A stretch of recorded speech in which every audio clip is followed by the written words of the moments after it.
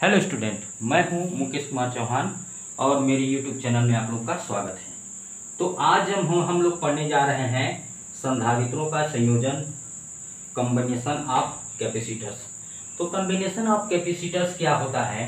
हमें आवश्यकता के अनुसार जब धारिता चाहिए रहता है तो हम क्या करते हैं, एक, दो या दो से अधिक जो संधारित्र है, जो कैपेसिटर्स हैं, उनको जोड़ते हैं। उनको क्या करते हैं? जोड़ते हैं। ऐड करने से जब एक नया संधारित्र की जो धारिता है वो बन जाता है तो उसी को हम लोग बोलते हैं संधारित्रों का संयोजन। तो संधारित्रों का जो संयोजन है वो हम लोग इसके दो प्रकार हैं, मुख्यतः दो प्रकार हैं। पहला जो प्रकार है ये हमारा क्या है? श्रेणी क्रम संयोजन। श्रेणी क्रम संयोजन। तो श्रेणी क्रम संयोजन यानी सीरीज कॉम्बिनेशन।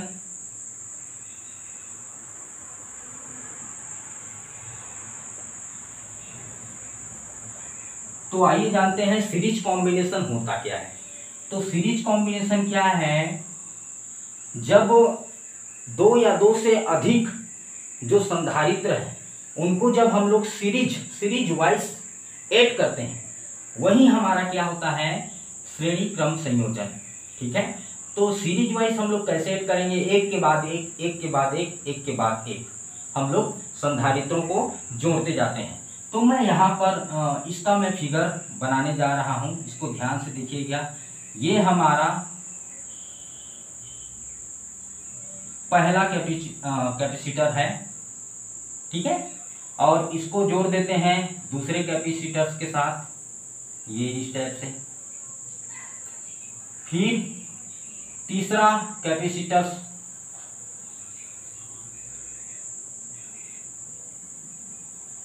ये इस टाइप से हो जाएगा। और इसका जो लास्ट वाला सिरा है उसको हम लोग क्या कर देंगे? पृथ्वी से कनेक्ट कर देंगे। ये रहा हमारा पृथ्वी, अर्थिंग जिसको बोलेंगे। और यहाँ का जो विभव होता है, पृथ्वी का जो विभव होता है, 0 होता है। इसके बारे में मैं आप लोग को संधारित्रों का जो सिद्धांत है, प्रिंसिपल ऑफ कैपेसिटर्स, उसके बारे में बता चुका हूँ। ठीक है। और ये इसका इस जो लास्ट वाला जो टर्मिनल्स है इसका मैं नाम दे रहा हूँ ए, बी, और ये फर्स्ट टर्मिनल है इसका मैं इसको नाम दे रहा हूँ मैं ए। तो ये जो फर्स्ट टर्मिनल है उसको हम लोग कौन सा चार्ज देंगे? प्लस चार्ज देते हैं।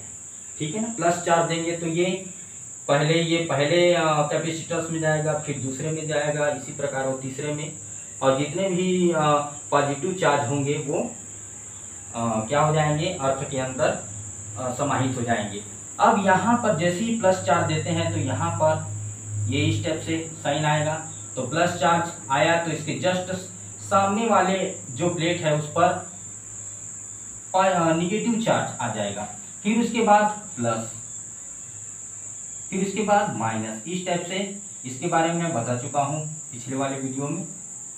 ये माइनस, ये इस टाइप से। ये जो पहला संधारित्र है, पहला जो कैपेसिटर है, उसकी हम लोग धारिता की बात करेंगे तो इसकी धारिता है C1 और इसकी धारिता है C2 और इसकी धारिता है हमारा तीसरे कैपेसिटर्स की जो धारिता है वो क्या है? C3 है।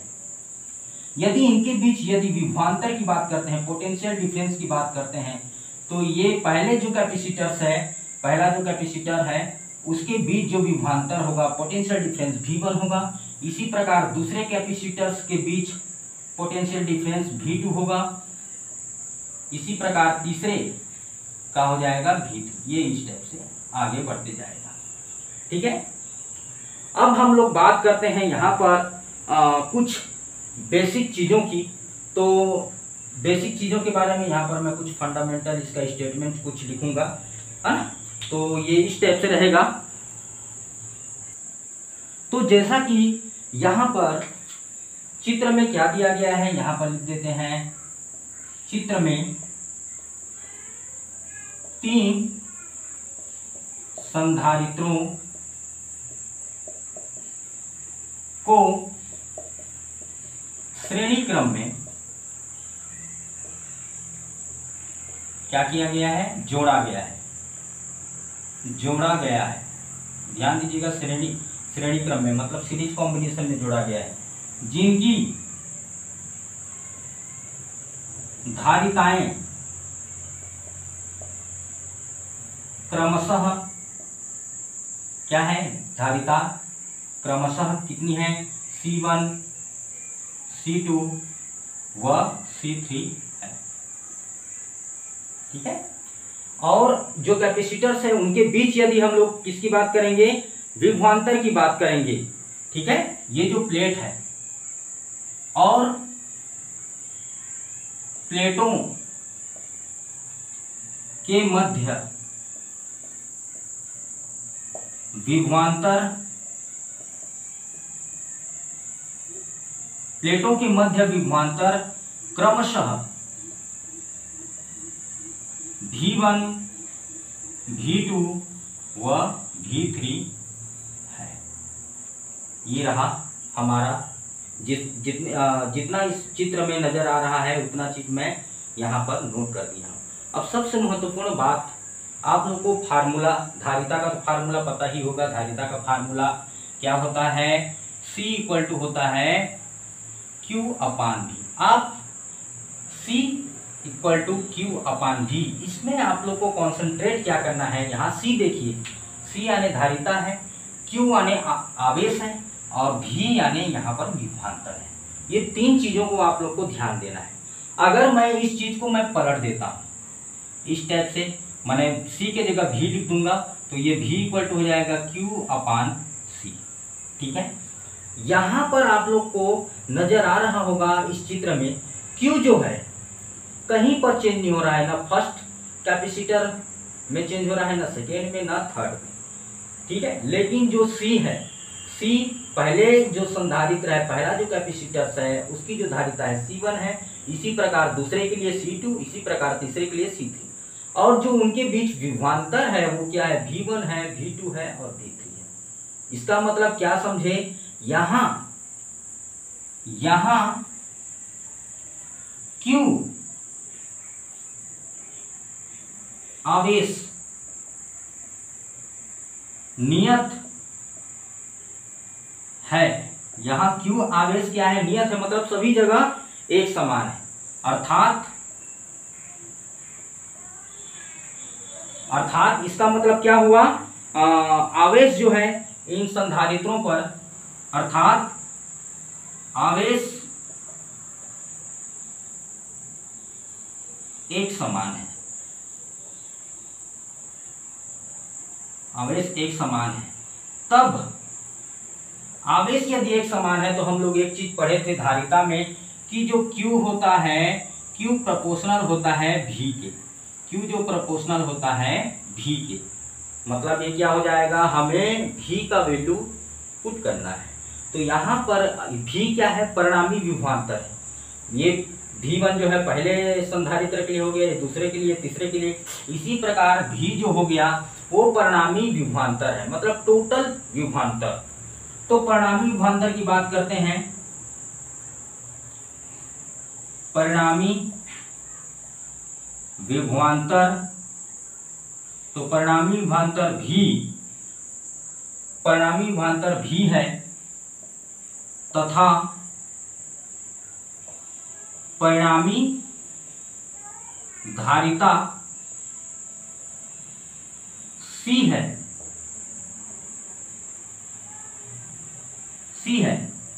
तब C इक्वल टू क्या हो जाएगा, Q अपान V। तब क्या हो जाएगा, C इक्वल टू क्या है, तब क्या हो जाएगा, C equal to Q upon V। तो हमें परिणामी विभवांतर निकालना है। परिणामी विभवांतर निकालने के लिए हमें क्या करना पड़ेगा, इस फार्मूले को थोड़ा अलग टाइप से लिखना पड़ेगा। इस फार्मूले को किस टाइप से लिखना पड़ेगा, यहाँ पर क्या हो जाएगा, ये जो V है, ये C को हम लोग V के जगह पर, V को C के जगह पर, तो ये क्या हो जाएगा, V इक्वल टू क्या हो जाएगा, Q अपान C। यदि हम लोग पहले प्लेट की बात करेंगे, पहले प्लेट में जो आवेश है या जो विभवांतर है उसकी बात करते हैं, तो पहले प्लेट की यदि विभवांतर की बात करेंगे तो ये हो जाएगा V1, तो ये हो जाएगा C1। ठीक है। इसी प्रकार दूसरे प्लेट की बात करेंगे तो दूसरे संधारित्र की बात करेंगे तो यहाँ पर जो पोटेंशियल डिफरेंस होगा वो क्या हो जाएगा, V2 equal to Q upon C2। इसी प्रकार तीसरे की बात करेंगे तो V3 और ये अपना Q अपान C3। ठीक है, अब हम आराम से निकाल सकते हैं परिणामी विभवांतर। परिणामी विभवांतर आराम से निकाल सकते हैं क्योंकि हमें V1, V2 और V3 पता चल गया। ठीक है, तो परिणामी विभवांतर हमारा क्या होगा, V इक्वल टू हो जाएगा हमारा V1, V2 और V3। टोटल जो विभवांतर है, टोटल जो पोटेंशियल डिफरेंस है वो क्या होगा, V1 plus V2 plus V3। अब इस फार्मूला को हम लोग आगे बढ़ाएंगे तो V इक्वल टू क्या आएगा, देखिए यहाँ पर फिर से वही बात कर रहा हूँ। जब V के जगह पर यहाँ पर C के जगह पर लिख देंगे उसको, तो V जो है ये C के जगह पर आ जाएगा। ठीक है, तो ये हमारा हो जाएगा Q अपान C। ये V1 के लिए आएगा, तो यहाँ दिया गया है ऊपर में मैं लिख दिया हूँ, ये V1 के लिए, ये V2 के लिए, इसी प्रकार ये V3 के लिए। तो इसको पुट कर देते हैं यहाँ पर, ये C1 हो जाएगा, Q अपान C2 हो जाएगा, ये Q अपान C3 हो जाएगा। ठीक है, आगे इसको बढ़ाते हैं तो यहाँ पर कॉमन कौन दिख रहा है, एक समान है आवेश, तो दोनों तरफ से निकाल के काट देते हैं। तो ये हो जाएगा Q upon C equal to Q, ये हो जाएगा 1 upon C1 plus 1 upon C2 plus 1 upon C3। ये स्टेप से Q और Q कटा तो हमारे पास बचेगा 1 upon C equal to 1 upon C1 plus 1 upon C2 plus 1 upon C3। ठीक है, ये जो हमारा इक्वेशन आया है यही क्या है, हमारा परिणामी धारिता है, जो इस सीरीज कॉम्बिनेशन का सूत्र है। ठीक है, तो इस इक्वेशन 1 को हम लोग कैसे परिभाषित करेंगे, तो इसको मैं यहाँ पर लिख दे रहा हूं। तो यहाँ पर मैं जो समीकरण 1 है उसको परिभाषित कर दिया हूं। तो श्रेणी क्रम संयोजन में क्या होता है, जो परिणामी जो विद्युत धारिता है, परिणामी विद्युत धारिता हमारा C। तो परिणामी विद्युत धारिता क्या होता है, जो संधारित्र की जो धारिताएं हैं, संधारित्र की धारिता कौन कौन है, C1, C2 और C3, उनके व्युत्क्रम के क्या होता है, उनके व्युत्क्रम के योगफल के बराबर होता है। ठीक है, तो एक बार फिर से मैं बता दे रहा हूं, श्रेणी क्रम संयोजन में परिणामी विद्युत धारिता का व्युत्क्रम संधारित्र की विद्युत धारिता के व्युत्क्रम के योगफल के बराबर होता है। ये हमारा श्रेणी क्रम संयोजन का पूरा फार्मूला है, पूरा व्यंजक है। अगर एग्जाम में यदि पूछा जाता है तो आप इतना आराम से लिख सकते हैं और बहुत सिंपल है। ठीक है, तो श्रेणी क्रम संयोजन का मुख्यतः ध्यान देने वाली बातें क्या क्या है। पहला बात तो ये है कि जो सीरीज कॉम्बिनेशन होता है उसमें जो आवेश होता है, जो Q होता है हमारा क्या होता है, एक समान होता है, लेकिन विभवांतर क्या होता है, अलग अलग होता है। विभवांतर V1, V2, V3, यदि हम लोग एक और संधारित्र लेते हैं तो V4 हो जाएगा। ठीक है, ये हो गया उसका पहला बात। और उसका जो फार्मूला आता है क्या आता है, ये हमारा समीकरण 1 है, 1 upon C equal to 1 upon C1 plus 1 upon C2 plus 1 upon C3। ये परिणामी विद्युत धारिता का फार्मूला है श्रेणी क्रम संयोजन में। ठीक है, अब बात करते हैं तीसरे O की, कि श्रेणी क्रम संयोजन में होता क्या है। तो यदि हमें जो धारिता है, धारिता का मान जो घटता है, या धारिता का मान बोलना चाहिए कि संधारित्रों को यदि श्रेणी क्रम में जोड़ते हैं तो धारिता का मान क्या होता है, कम होते जाता है। धारिता का मान कम होते जाता है, या कम होता है, या घटता है भी बोल सकते हैं। ये तीन चीजों को आप लोग को, ये तीन बातों को हमेशा याद रखना पड़ेगा। पहला जो मैं बोला, आवेश जो है श्रेणी क्रम में एक समान रहेगा लेकिन विभवांतर अलग अलग रहेगा। दूसरा ये चीज है, हमारा जो फार्मूला आया है ये कौन सा आया है, परिणामी जो भी धारिता आया है 1 upon C equal to 1 upon C1 plus 1 upon C2 plus 1 upon C3। ठीक है, और तीसरा जो बात है जो सबसे महत्वपूर्ण है, ठीक है, तो जब हमें विद्युत धारिता के मान को घटाना रहता है, विद्युत धारिता के मान को घटाना रहता है या कम करना रहता है, तो हम लोग जितने भी संधारित्र होते हैं उसको श्रेणी क्रम में संयोजित करते हैं, श्रेणी क्रम में जोड़ते हैं। ठीक है, तो ये आप लोग को इन चीजों को ध्यान देना है। इसके बाद हम लोग पढ़ते हैं समांतर क्रम पैरेलल कॉम्बिनेशन के बारे में पढ़ेंगे। तो इसको मैं इरेज कर दे रहा हूं। तो हमारा अगला टॉपिक क्या है, समांतर क्रम संयोजन, पैरेलल कॉम्बिनेशन। तो पैरेलल कॉम्बिनेशन के लिए सबसे पहले हम लोग इसके लिए चित्र बना लेते हैं इसका कि जो संधारित्र है उसको समांतर क्रम में कैसे संयोजित करते हैं। तो उसका चित्र इस प्रकार से बनेगा।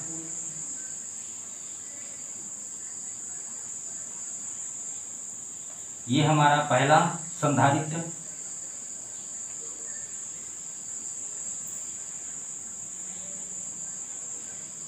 ये हमारा दूसरा,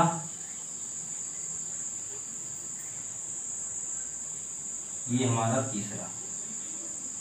ठीक है, ये इस टाइप से ये जो पॉइंट है, ये जो बोलना चाहिए ये जंक्शन है। ठीक है, तो इसको मिला देते हैं इसके प्लेट के पहले सिरे से, इस प्लेट का पहला सिरे से इसको मिला देते हैं। ये इस टाइप से मिला देंगे। ये हमारा दूसरा जंक्शन, लास्ट वाला जंक्शन है जिसको हम लोग पृथ्वी के साथ अटैच करने वाले हैं, अर्थिंग देने वाले हैं।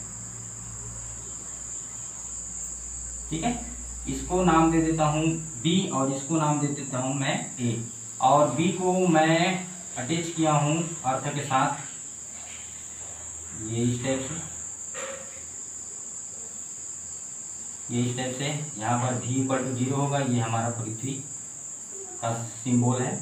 ठीक है, और इसको मैं आवेश दे रहा हूँ, कौन सा आवेश दे रहा हूँ, प्लस आवेश दे रहा हूँ। ठीक है, तो प्लस आवेश दे रहा हूँ। तो यहाँ पर आप लोग को इसमें ध्यान देने वाली बात क्या है, जैसे ही ए पॉइंट पर जो आवेश है वो पहुंचेगा, चार्ज जो है, तो वो 3 भाग में डिवाइड हो जाएगा।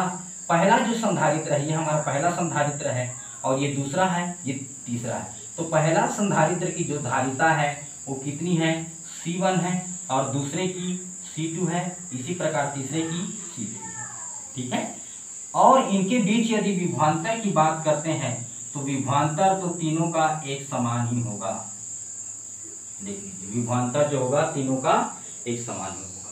ठीक है, ये चीज हम लोग को बेसिकली ध्यान देना है कि समांतर क्रम में भी जो है नियत रहता है, मतलब भी जो है सभी जगह पोटेंशियल डिफरेंस हर जगह एक समान रहेगा।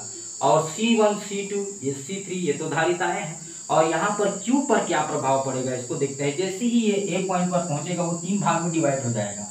तो ये हमारा पहला जो भाग है जो पहले जो संधारित्र की तरफ जाएगा उसको हम लोग नाम दे देंगे Q1। इसी प्रकार दूसरे के लिए नाम देंगे तो क्या नाम देंगे, Q2। इसी प्रकार यदि तीसरे के लिए नाम देते हैं तो उसको नाम दे देंगे हम Q3। तो देखिए Q जो है यहाँ पर अलग अलग हो गया, 3 जगह से डिवाइड हो गया। ठीक है, तो यहाँ अब लिखना क्या है, तो चित्र में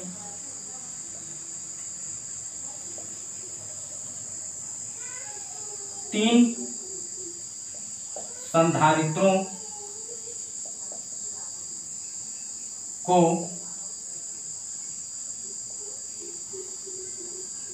समांतर क्रम में जोड़ा गया है, जिनकी धारिताएं क्रमशः C1 C2 व C3 है।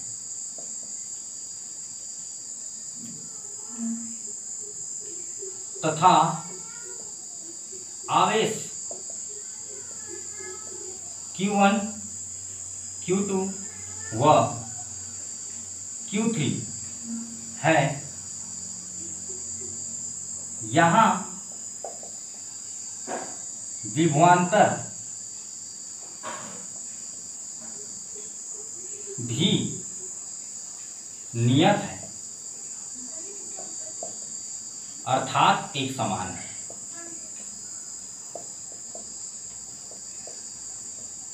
अर्थात क्या है, एक समान है। तो हमारा वही फार्मूला, तो हमारा जो क्या बोलना चाहिए, जो परिणामी धारिता है। तो परिणामी धारिता क्या होगा उसके बारे में अब हम लोग लिखेंगे। यदि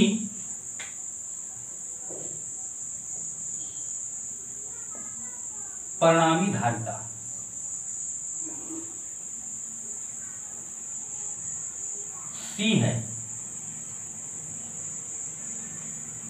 C है तो क्या होता है परिणामी धारिता यदि C है तो इसका C का फार्मूला क्या होता है, C इक्वल टू Q/V। तो इसको हम लोग इस टाइप से लिख सकते हैं, ये C को V के साथ मल्टीप्लाई कर देंगे तो हमारा Q इक्वल टू हो जाएगा जो कुल आवेश है, ये इस टाइप से हो जाएगा, Q इक्वल टू हो जाएगा CV, यहाँ पर CV। अब यहाँ पर हम लोग बात करते हैं कुल विभव की बात करते हैं, जो कुल विभव होता है, कुल आवेश जो है कैसा है, Q इक्वल टू है हमारा आवेश जो है 3 भाग में डिवाइड हो गया है, तो Q1 प्लस Q2 और ये अपना Q3, ये कुल आवेश है। और ये हमारा पहले संधारित्र के लिए और ये दूसरा, ये तीसरा। और यदि हम लोग इसको और आगे बढ़ाते हैं तो इस टाइप से लिख सकते हैं, Q को हम लोग सीधी लिखेंगे और Q1 को हम लोग लिखेंगे यहाँ पर C1 और यहाँ पर Q लिखेंगे।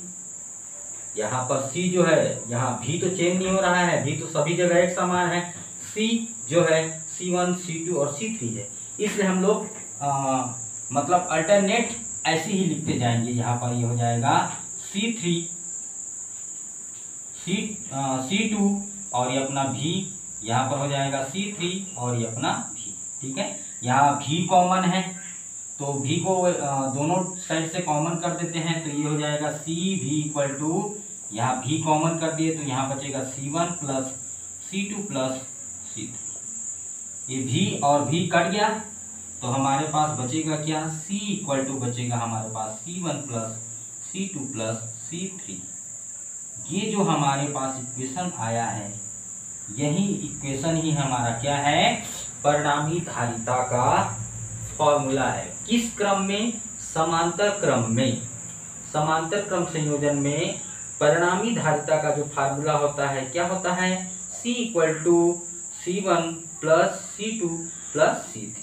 यदि इसको मैं शब्दों में लिखना चाहूंगा तो इसको इस टाइप से लिख सकता हूं, कैसे लिखूंगा, ये यहाँ पर परिणामी विद्युत धारिता, परिणामी विद्युत धारिता प्रत्येक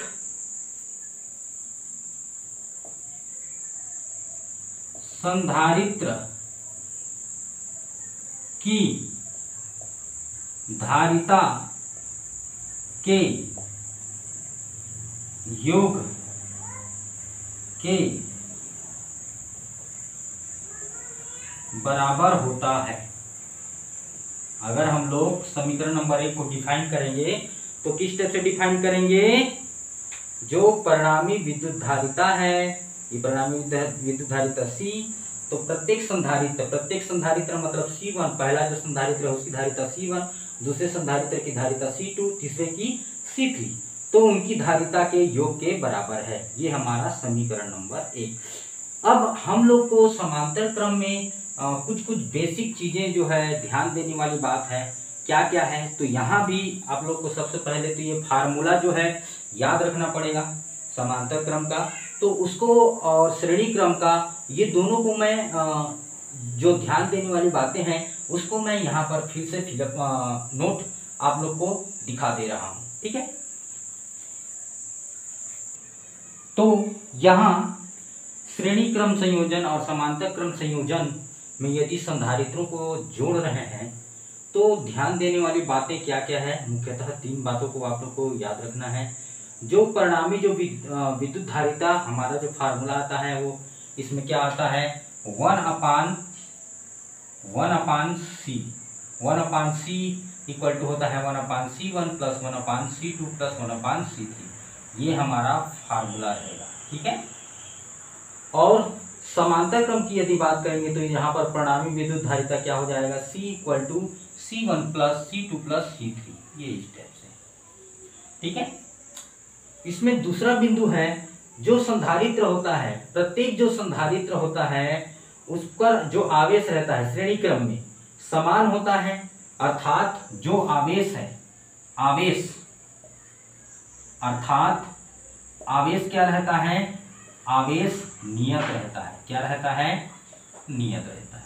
ये चीज को आप लोग को ध्यान देना है। और विभवांतर इसमें अलग अलग होगा, जबकि समांतर क्रम संयोजन में प्रत्येक जो संधारित्र पर विभवांतर जो है एक समान होता है, मतलब अर्थात इसका मतलब क्या है, भी नियत रहेगा। भी यानी विभवांतर, भी नियत रहेगा, लेकिन आवेश जो है अलग अलग रहेगा। और हमारा जो नेक्स्ट पॉइंट है श्रेणी क्रम और समांतर क्रम का, वो ये है कि जो संधारित्र है, संधारित्रों को श्रेणी क्रम और समांतर क्रम में कब जोड़ना चाहिए हमें, तो जब हमें विद्युत धारिता का मान कम चाहिए, यदि घटाना है, विद्युत धारिता को कम करना है, तो कम करने के लिए हम लोग संधारित्रों को श्रेणी क्रम में जोड़ते हैं, ठीक है। और यदि विद्युत धारिता के मान को यदि हमें बढ़ाना है, तो संधारित्रों को हम लोग कौन से क्रम में जोड़ते हैं, समांतर क्रम में जोड़ते हैं, ठीक है। ये हमारा ध्यान देने वाली योग्य बातें हैं, जिसको आप लोग देख सकते हैं, इसको नोट करके रख सकते हैं, ठीक है। तो आज के वीडियो में बस इतना ही। आशा है आप लोग को मेरा वीडियो समझ में आया होगा और अच्छा लगा होगा। कमेंट करके आप लोग बता सकते हैं। धन्यवाद।